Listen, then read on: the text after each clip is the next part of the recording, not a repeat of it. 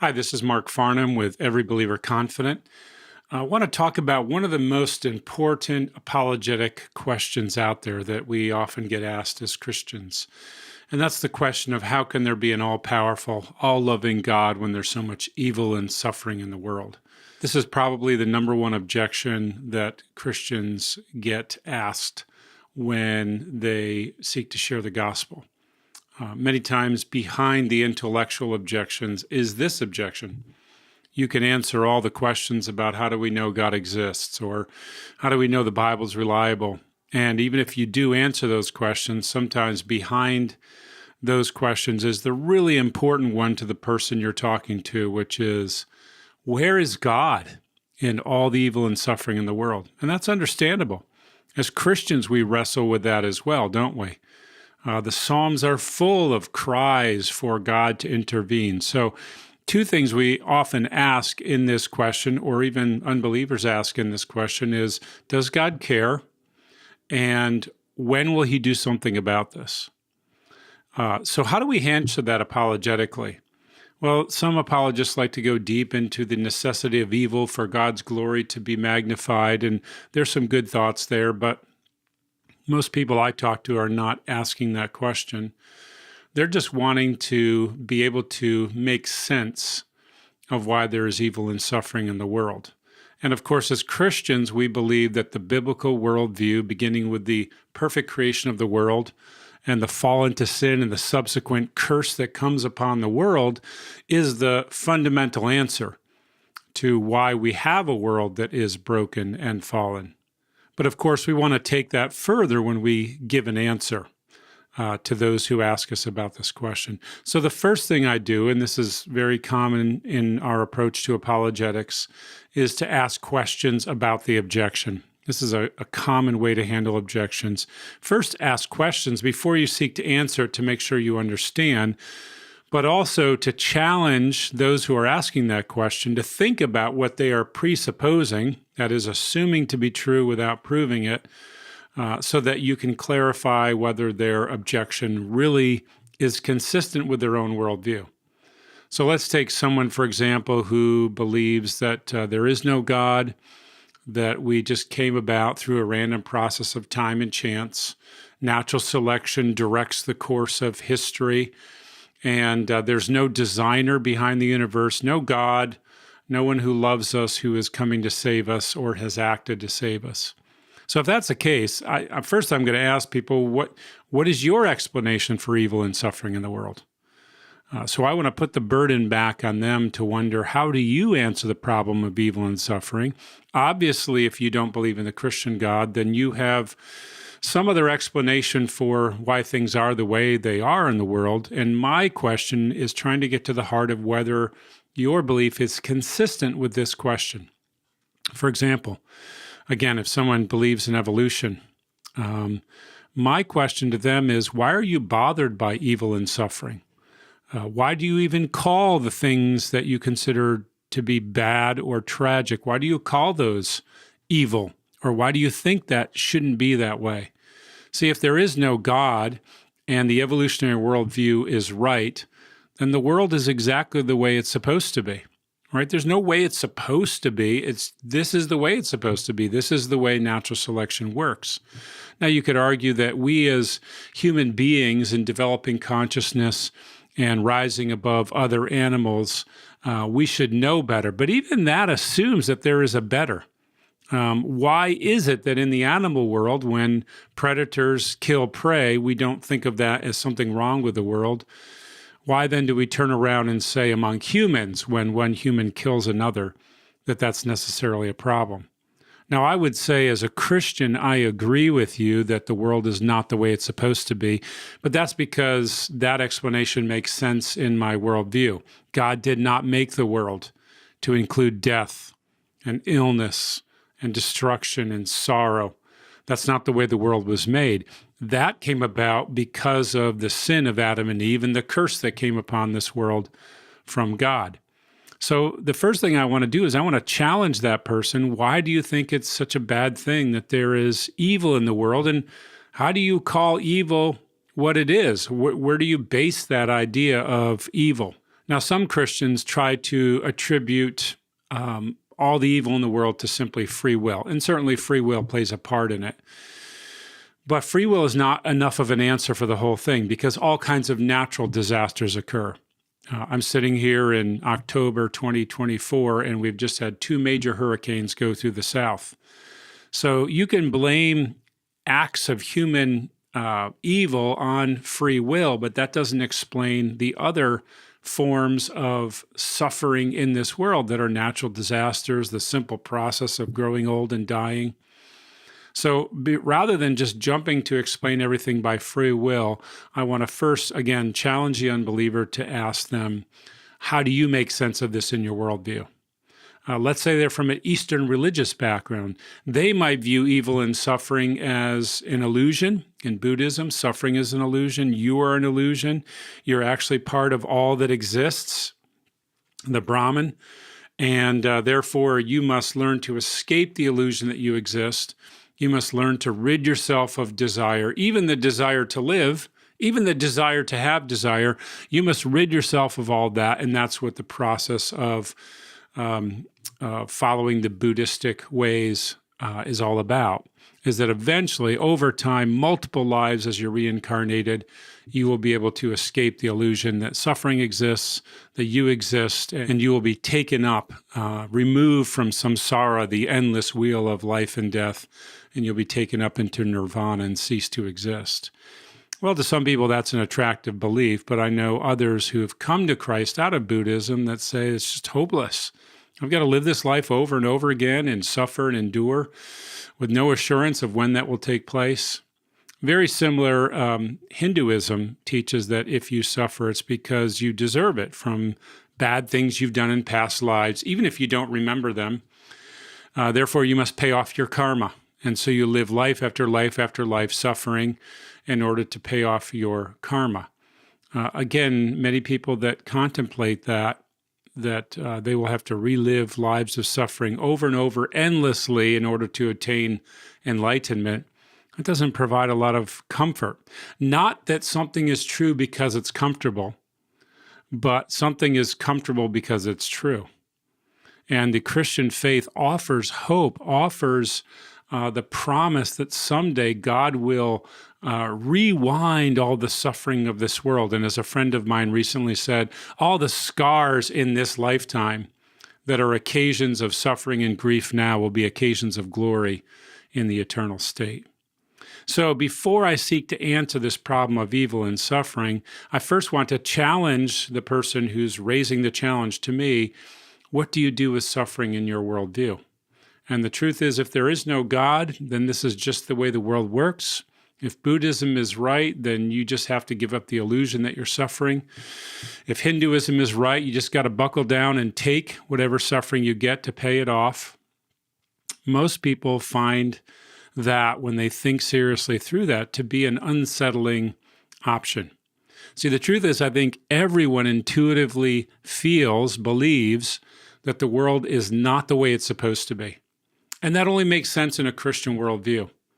This is one of the reasons why, as Christians, we believe we struggle so much with suffering and death, because we were not made for a world where these things existed, right? Our humanity in Adam and Eve was created for a perfect world, because we are told in Genesis 1 that when God makes the world initially, it is good, it is very good. There's no suffering, no illness, no disease, no sorrow. And even after the fall, and curse falls upon this world, we still struggle with the way the world is. And we still intuitively know, no matter who you are, where in the world, you intuitively wish for a better world. But if there is no God, then there's no need for you to think that the world will be any different than it is now. So many times people struggle because their intuition, their desire for a better world conflicts with their other beliefs that say, there is no God and there's no promise of a better life and a better world. So this is how I would handle, first of all, those who would ask that. Secondly, if someone raises this objection, I will often take the time to want to know, are you going through something? Have you suffered loss? Are you asking this question out of grief and lament and sorrow because of something you've experienced, something you've seen? Why? Because I want them to know that as I seek to give an answer that satisfies this question and this curiosity, to know also that I care, that God cares. God does not take our suffering lightly. In fact, I often turn to John chapter 11 because in that gospel, Jesus shows us the heart of God for suffering. In John chapter 11, we have the story of the raising of Lazarus. And we are told 3 times in the text that Jesus loved Martha and Mary and Lazarus. They were his close friends. And the message comes to Jesus early in the chapter that Lazarus is sick. The sisters, Martha and Mary, send a message to Jesus saying, "Come quickly, he whom you love is ill." And we are told, interesting verse in John 11:3, "So the sisters sent to him, saying, 'Lord, he whom you love is ill.' But when Jesus heard it, he said, 'This illness does not lead to death. It is for the glory of God, so that the Son of God may be glorified through it.'" Now we're told in verse 5, now Jesus loved Martha and her sister and Lazarus. Verse 6, "So when he heard that Lazarus was ill, he stayed 2 days longer in the place where he was." That is, because Jesus loved Lazarus and Martha and Mary, he did not come right away and heal Lazarus. That to us seems counterintuitive. Why would Jesus not go? Obviously, Martha and Mary believed that Jesus could heal. They had probably seen him heal many people. His reputation is that he's going around healing people, casting out demons, healing the lame, restoring sight to the blind. So they send a message to Jesus in belief. Jesus, come because we believe you can do something about our sick brother.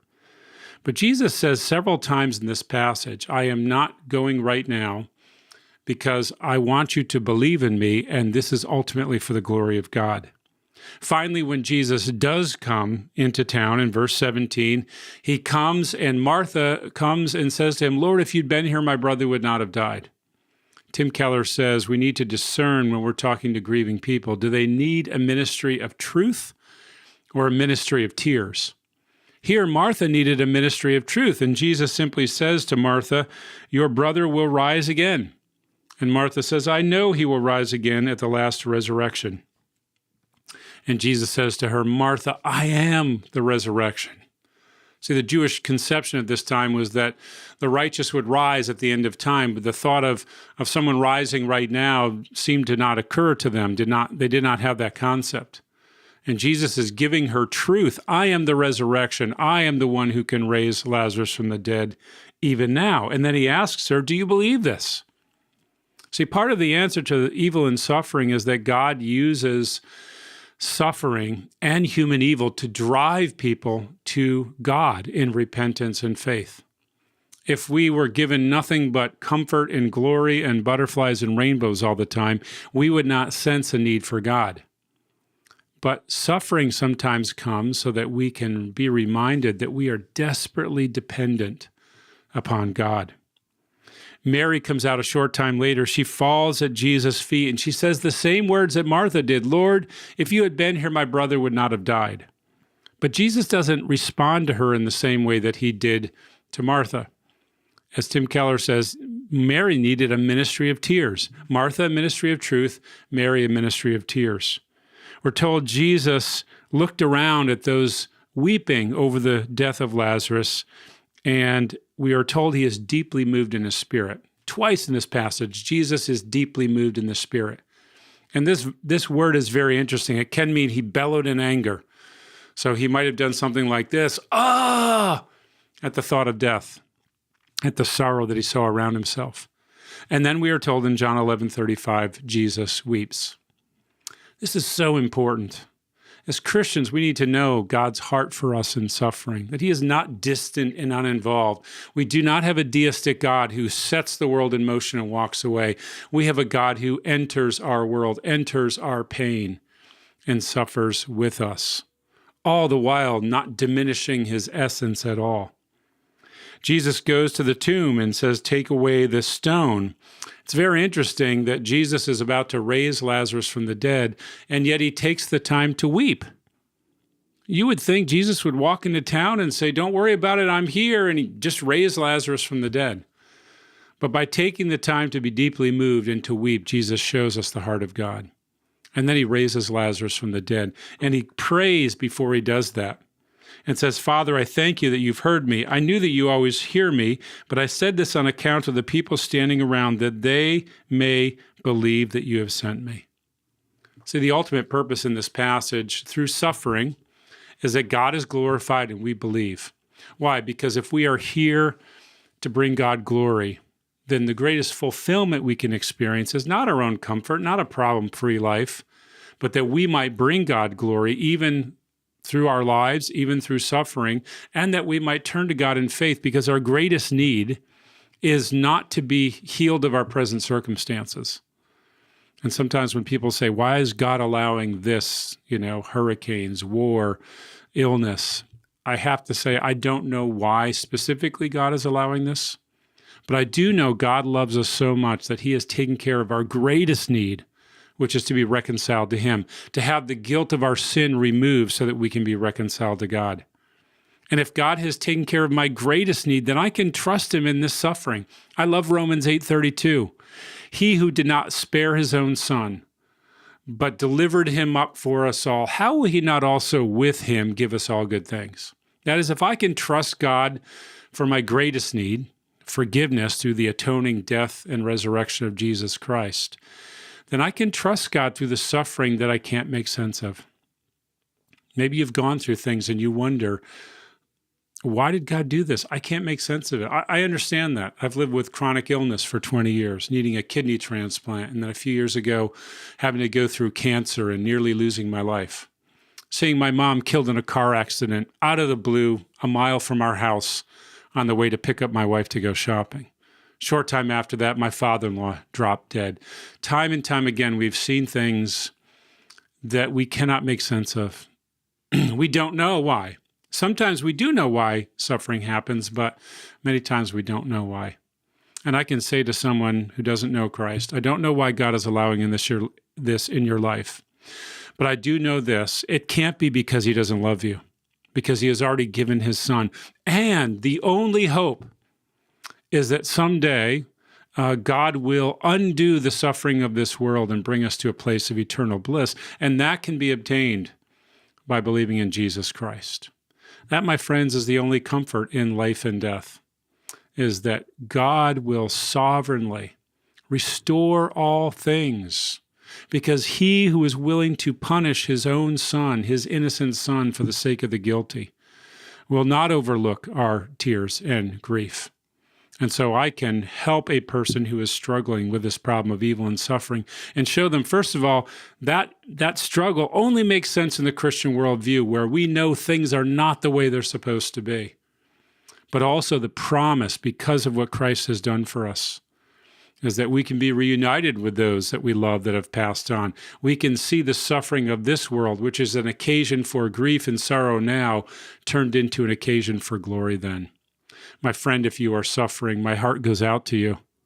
And I pray that as you wrestle and struggle with that, you might turn to God, find strength in him. If you don't know Christ, that you would turn to Christ as the atoning sacrifice who has made possible the promise of eternal life.